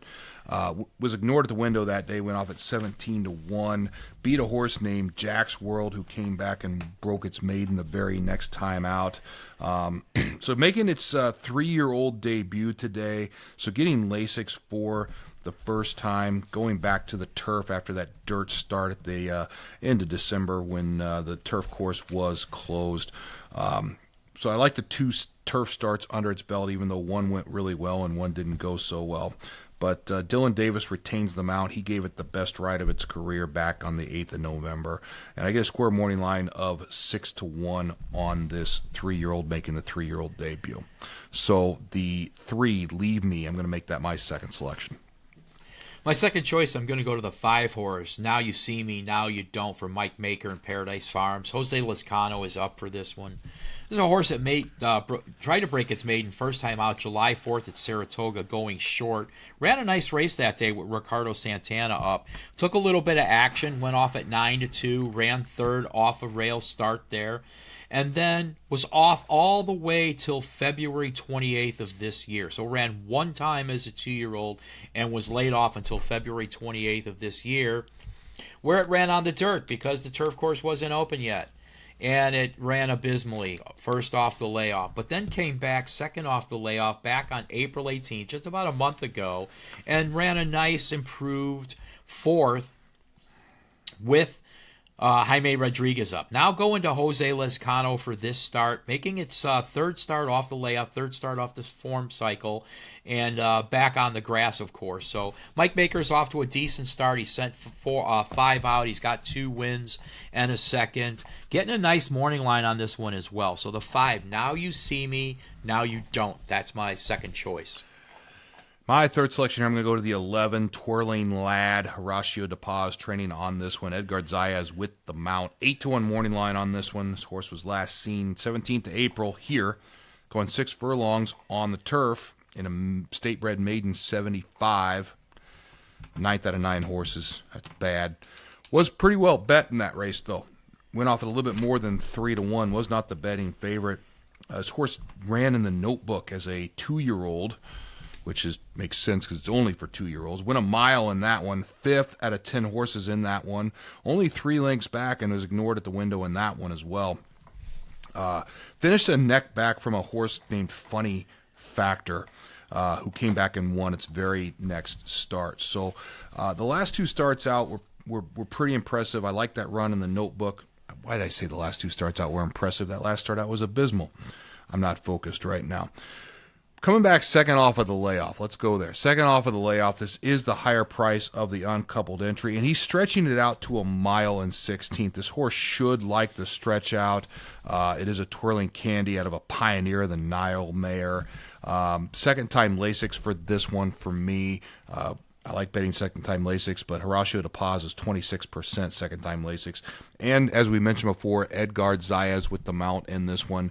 A really, really, really nice turf jockey. So juicy morning line of 8 to 1 on the 11, Twirling Lad. That's my third selection.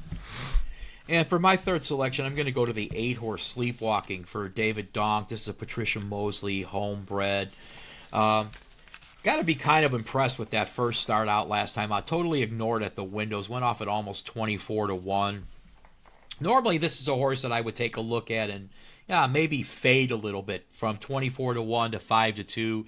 You know, you missed the wedding, why go to the funeral? But this horse made he lunged at the start, he hit the gate, and he came running late. What's more impressive is, look at the fractions of that race. First of all, they started it out going long at a mile and a 16th. A 25, 50 and 2, 114 and 4, and this horse was still able to close on almost all of the rivals except 2. So any kind of a repeat there, any kind of a step forward off of that 73 buyer, and this one's going to prove to be tough. Kendrick keeps the mount in here. Again, this is another one that, could be fool's gold. Didn't start till it was a 4-year-old. And but I looking at those fractions that it ran into, maybe think that possibly this one could move forward. So the 8, Sleepwalking, that's going to be my third choice. I've got a dunk. All right, so I'm 6'3", you're 6'5", 8. Correct. All right. Should we do the Preakness? I mean, they deserve it after that, right? Doesn't the public deserve our thoughts on the Preakness after sitting through all of that? Of course, if you're on Spotify, you can just go to the chapter and you can just move the little slide bar right to the Preakness if that's what you want to do. Don't have that luxury on YouTube. I haven't figured out how to make the slots on YouTube yet. I'll figure that out at some point. All right, let's go. Race 13 at Laurel Park. Race 13 at Laurel, we have the Preakness Stakes. Grade 1 Preakness, $2 million. This is for 3-year-olds, and we're going the standard Preakness distance of 1 mile and 3/16. My top selection here, I landed on the 10, Napoleon Solo, with Chad Summers training on this one and Paco Lopez with the mount. You get an 8-1 morning line on this one. This horse was last seen running in the Wood Memorial, going 1 mile and 1/8 in a Wood Memorial. It was 5th out of the 12 horses in that one with Paco Lopez aboard. It was only 2 3/4 back from Albus, who ended up running the Kentucky Derby, Ocelli, who ended up running the Kentucky Derby. But this horse had a heel bruise in the Wood Memorial. They put a bar in the hoof that day, which is something that we like to kind of stay away from. Well, not kind of. We do stay away from that, but the horse still ended up running 5th and 2 3/4 back of those Derby horses. 2 races back, runs in the Fountain of Youth. Full field there. Obviously, Commandment, Chief Wallaby, Solitary Dude. Those horses were all in the not Solitary Dude, but the other 2 horses, Chief Wallaby and Commandment, obviously in the Kentucky Derby. So has been facing some pretty tough competition in the Fountain of Youth and the Wood, running with the bar in the hoof. Won the Champagne at BAQ by 6.5, and that was with Joel Rosario aboard. So was able to overcome that and still win by 6.5, and was kind of ignored that day. Went off at 7-1. So I like to see how this horse is going to come back with a healthy hoof now, without the heel bruise, and a juicy morning line of 8-1. So I landed on the 10, Napoleon Solo, as my top selection for the Preakness. For my top selection in here, I landed on the horse that I gave out as my top selection in the Fountain of Youth, and that's the 10, Napoleon Solo. Mm-hmm. There you go. Yes, I did give this horse out in the Fountain of Youth, and yes, it was pretty disappointing for me as Chief Wallaby and Chief Wallaby and Commandment beat it pretty soundly. Mike did point out the hoof bruise in the Wood Memorial. It's a pretty small sample size. I don't play Laurel a lot. It's not a circuit I follow. The Mid-Atlantic is a circuit that I do like. A lot of shippers from there. But watching yesterday, it just looked like a horse got on the lead, and that was it. If you go back and watch any of the replays of the last 4 or 5 races, you'll see horses looming up on the turn or coming up in the stretch, and not going to happen. You get on the front end, and it's kind of like a merry-go-round. I do think that this horse could be the speed of the speed in here. Going to get an aggressive ride from Paco, I'm sure. I don't think Paco knows any other way to ride. But if this one gets out on the lead, he could be pretty tough to catch. That's what helped me to land on this one. I'm going right back to the well. The 10, Napoleon Solo, also my top Preakness choice. And my second selection here, I'm going to go to the 6, Chip Honcho. Steve Asmussen training on this one. Jose Ortiz with the mount. 5-1 morning line on this one. This horse was last seen running in the Louisiana Derby. fifth out of 11 in that field there. They real tried like hell to get this horse into the Kentucky Derby. Won the gun runner at the fairgrounds by 3/4 of a length with Paco Lopez aboard. Then into the Lecomte, fourth by 1 3/4 there. And then in the Risen Star, second by 1.5. And then one last final try in the Louisiana Derby by 5, fifth by 11. At that point, I think the horse was probably running out of gas a little bit.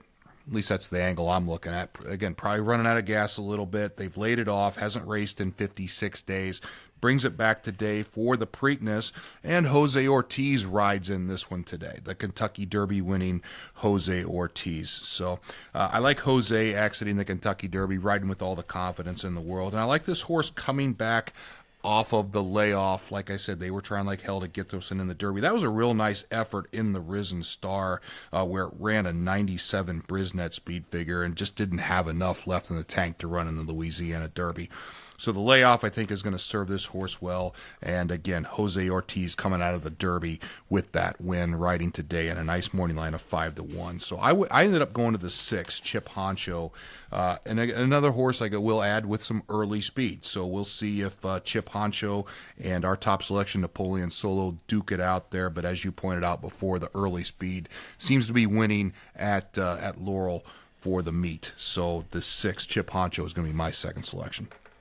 Yeah, I took a long look at that horse. Another horse that can show some speed. Got cooked on a 46 1/4 last time out. Last 3 races ran against Kentucky Derby winner Golden Tempo. So certainly has been in with some tough company. And, more importantly, a horse that can show some speed on the front end. Steve Asmussen, he spots his horses in these races. He spots them where they've got a chance to win. So we're only going 3 deep, but I did take a long look at the 6 horse Chip Honcho, a solid play in here. For my second choice, I'm going to go to the horse right below it, The Hell We Did, for Todd Fincher.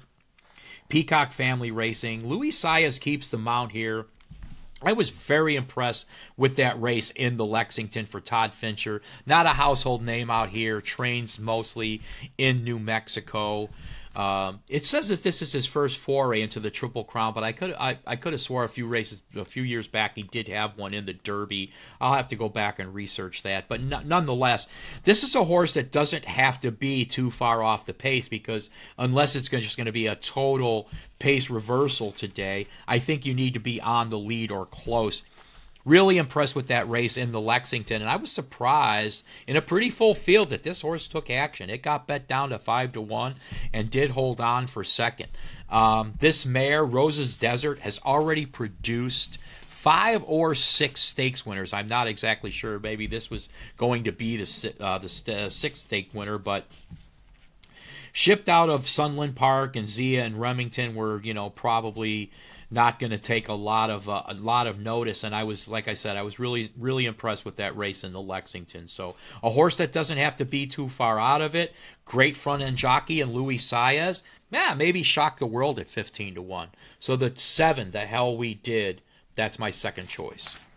You know why that horse got bet in the Lexington, right? Pardon me? You know why that horse got bet in the Lexington, right? I do not. Because I gave it out. Oh, that's right. How can I forget that? Yes. And people pounded it at the windows. They did. I don't remember what the starting. It was a pretty juicy morning line on that one, and it did get bet down. I want to say it was a double-digit morning line on The Hell We Did in the Lexington. My third selection in here, I went to the 9 horse Iron Honor. Chad Brown training on this one. Flavian Pratt with the mount. 9-2 morning line on this one. This horse was last seen running in the Wood, where it was 7th by 4 1/4 with Manny Franco aboard. It was the betting favorite in the Wood. I'm not sure what happened there, but did win the Gotham at Aqueduct by an entire length. Went off at less than even money in the Gotham. That was after breaking its maiden by 1.5. So those were all with Manny Franco aboard. We're going to Flavian Pratt today. Chad Brown taking the blinkers off on this one, trying to get the horse to relax a little bit. I'm not sure what didn't like the what happened there to it in the Wood. But I couldn't ignore the connection of Chad Brown and Flavian Pratt in this situation. St. Elias Stables is the owners on this one.